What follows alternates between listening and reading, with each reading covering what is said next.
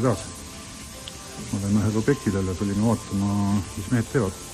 Keda autopooriga purvahu paigaldus ja vaatame, mis nad siin teevad. Vaatame, milline alguses oli ja vaatame, milline siis lõpus. Kõik on, kui kõik on valmis.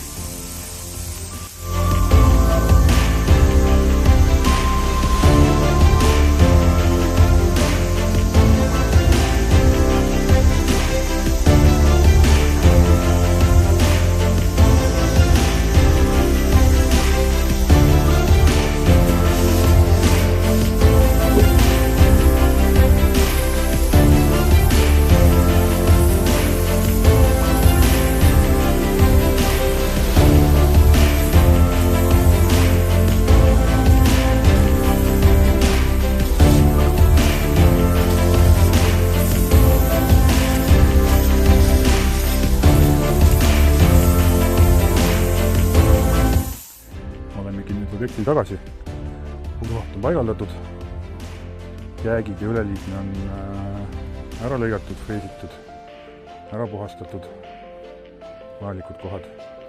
Jäägid on kokku kogutud, ära koristatud, kaasa võetud. Paigaldusmehedki juba on läinud, et vaatame meie siis üle, mis siin siis tehti, kuidas lõpptulemus jäi. Siin on 30 cm nüüd avatud pooriga purvahtu. Kõik on just karkassiga tasa ära puhastatud. Siia läheb otse noorutükke pärast peale ja juba edasi sisetingistusmaterjalid. Siin oli päris keerukaid kohti, mida